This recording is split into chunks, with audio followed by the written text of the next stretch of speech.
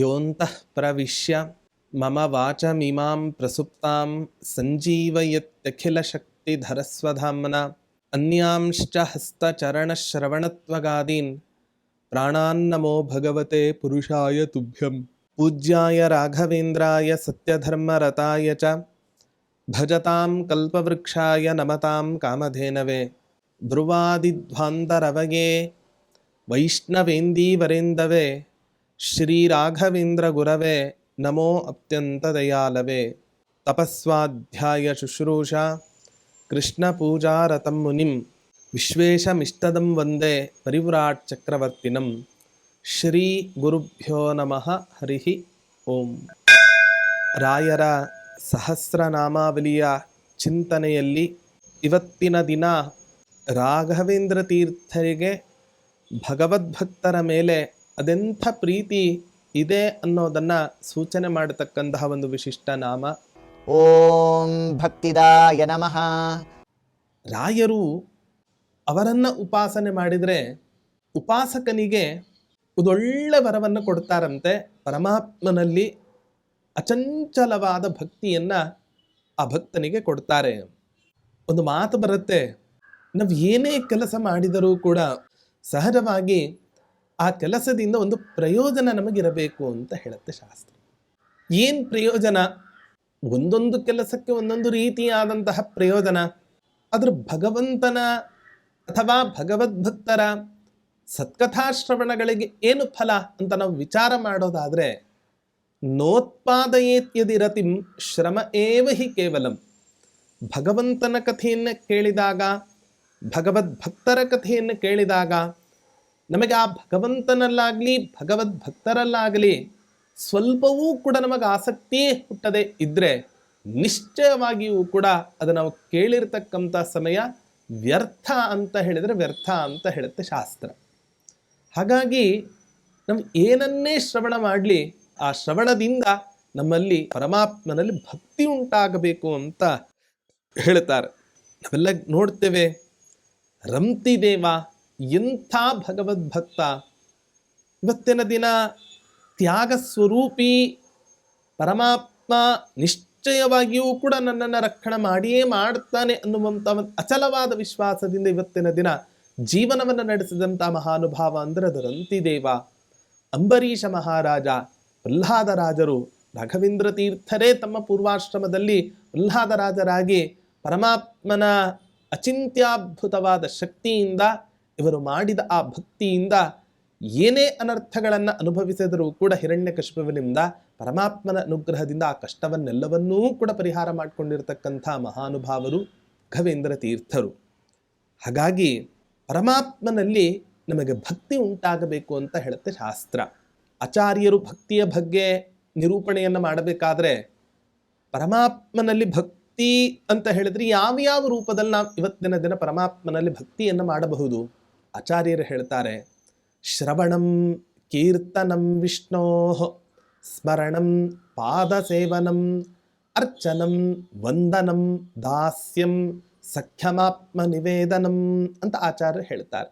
ಶ್ರವಣಂ ಪರಮಾತ್ಮನ ಕಥೆಗಳನ್ನು ಕೇಳೋದು, ಸಚ್ಚಾಸ್ತ್ರಗಳ ಶ್ರವಣವನ್ನು ಮಾಡೋದು, ಭಗವದ್ಭಕ್ತರ ಕಥೆಗಳನ್ನು ಶ್ರವಣ ಮಾಡೋದು, ಇದೂ ಕೂಡ ಒಂದರ್ಥದಲ್ಲಿ ನಾವು ಭಗವಂತನಲ್ಲಿ ಮಾಡತಕ್ಕಂಥ ಒಂದು ಭಕ್ತಿಯ ಒಂದು ಏಕದೇಶ. ಕೀರ್ತನಂ ಪರಮಾತ್ಮನ ಸ್ತೋತ್ರಗಳನ್ನು ನಿರಂತರವಾಗಿ ಹೇಳ್ತಾ ಇರೋದು, ಅನೇಕ ಹರಿನಾಮ ಸಂಕೀರ್ತನೆಗಳನ್ನು ಸದಾಕಾಲ ನಾವು ಉಚ್ಚಾರಣೆಯನ್ನು ಮಾಡ್ತಾ ಇರೋದು.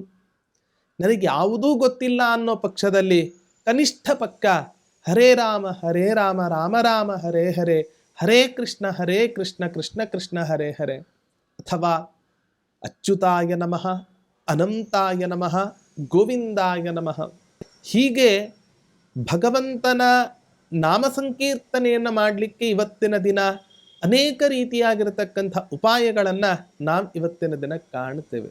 ಹಾಗಾಗಿ ಕೀರ್ತನೆಯನ್ನು ಮಾಡಬೇಕು, ಪರಮಾತ್ಮನ ನಾಮಗಳ ಸಂಕೀರ್ತನೆ ಅಷ್ಟೇ ಅಲ್ಲ, ಸ್ಮರಣೆಯನ್ನು, ಪರಮಾತ್ಮನ ಸ್ಮರಣೆಯನ್ನು ಸದಾಕಾಲ ಮಾಡ್ತಾ ಇರಬೇಕು. ಭಗವಂತನ ಸದಾಕಾಲ ಸ್ಮರಣೆ ನಮಗೆ ಜೀವನದಲ್ಲಿ ಬರ್ತಾ ಇದೆ ಅಂತ ಹೇಳಿದ್ರೆ ಇದಕ್ಕಿಂತಲೂ ದೊಡ್ಡ ದೇವತಾ ಅನುಗ್ರಹ ಇನ್ನೊಂದಿಲ್ಲ ಅಂತಲೇ ಅರ್ಥ. ನಾವು ಇವತ್ತಿನ ದಿನ ದೇವರ ಮನೆಯಲ್ಲಿ ದೇವತಾ ಪೂಜೆಯನ್ನು ಮಾಡಬೇಕಾದ್ರೆ, ಮಂತ್ರಗಳ ಅನುಷ್ಠಾನವನ್ನು ಮಾಡಬೇಕಾದರೂ ಕೂಡ ನಮಗಿವತ್ತಿನ ದಿನ ಪರಮಾತ್ಮನ ಸ್ಮರಣೆ ಬರಲಿಕ್ಕೆ ಸಾಧ್ಯ ಆಗೋದಿಲ್ಲ. ಅಷ್ಟು ಚಂಚಲವಾಗಿರತಕ್ಕಂಥ ಮನಸ್ಸು ನಮ್ಮದು.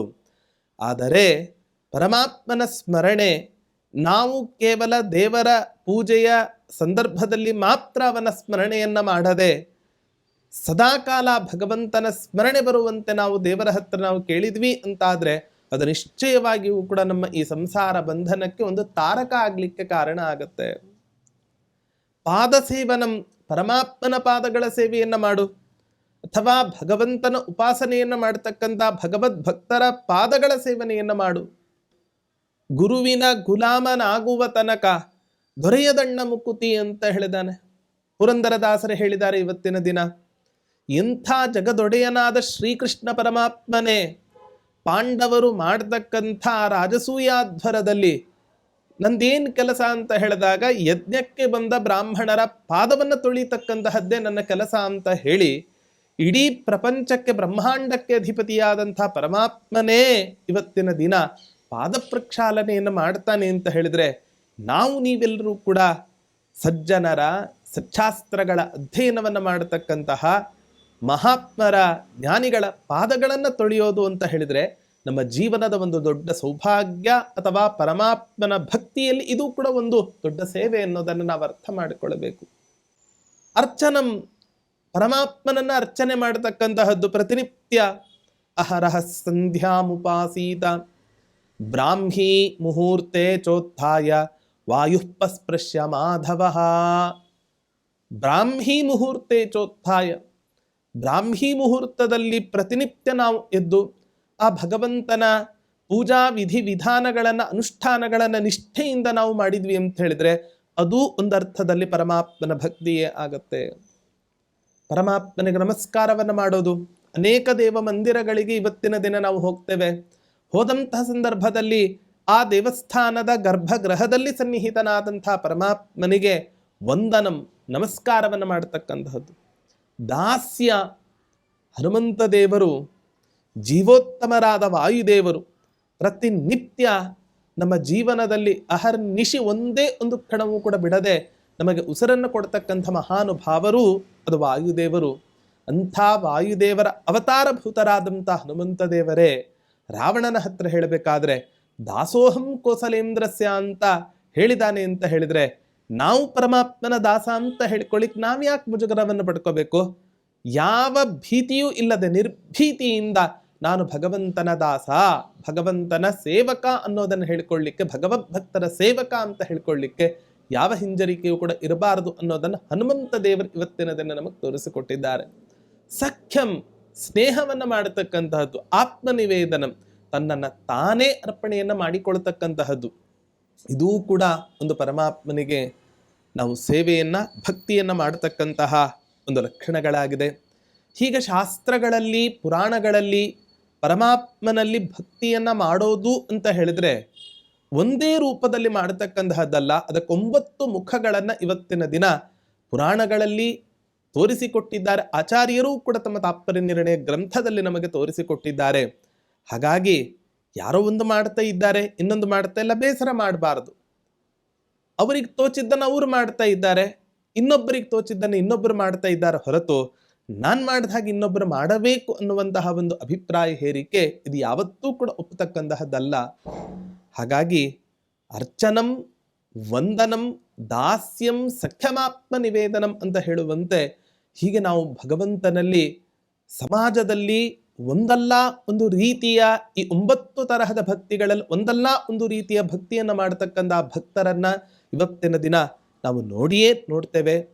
ಅಂತಹ ಭಕ್ತಿಯಲ್ಲಿ ಪರಮಾತ್ಮನಲ್ಲಿ ನಮಗೆ ಈ 9 ವಿಧವಾದ ಭಕ್ತಿಗಳಲ್ಲಿ ಯಾವುದಾದ್ರೂ ಒಂದು ವಿಧವಾದ ಭಕ್ತಿಯನ್ನು ಕೊಟ್ಟು ನಮ್ಮನ್ನು ರಕ್ಷಣೆ ಮಾಡು ಅಂತ ಹೇಳಿ ಆ ಪರಮಾತ್ಮನ ಹತ್ರ ಬೇಡಿಕೊಳ್ಳಬೇಕು ಅಂತಾದರೆ ಅದರ ಮಧ್ಯವರ್ತಿಗಳಾಗಿ ರಾಘವೇಂದ್ರ ತೀರ್ಥರು ಬೇಕು. ಯಾಕೆ ಗುರುಗಳು ನಮಗೆ ಆ ಭಕ್ತಿಯ ಒಂದು ಉಪದೇಶವನ್ನು ಮಾಡದೇ ಇದ್ದರೆ, ಸಚ್ಚಾಸ್ತ್ರಗಳ ಉಪದೇಶವನ್ನು ಮಾಡದೇ ಇದ್ದರೆ ಹೇಗೆ ತಾನೇ ನಮಗೆ ಆ ಪರಮಾತ್ಮನಲ್ಲಿ ಭಕ್ತಿ ಅನ್ನೋದು ಹುಟ್ಟಲಿಕ್ಕೆ ಸಾಧ್ಯ ಹೇಳಿ? ಹಾಗಾಗಿ ಅಂಥ ಪರಮಾತ್ಮನಲ್ಲಿ ಹೀಗೆ 9 ರೀತಿಯಾದ ಭಕ್ತಿಯಲ್ಲಿ ಒಂದಲ್ಲ ಒಂದು ರೀತಿಯ ಭಕ್ತಿಯನ್ನು ಕೊಟ್ಟು ನಮ್ಮನ್ನು ಸಲಹತಕ್ಕಂತಹ ಮಹನೀಯರೇ ಅದು ರಾಘವೇಂದ್ರ ತೀರ್ಥರಾಗಿದ್ದಾರೆ.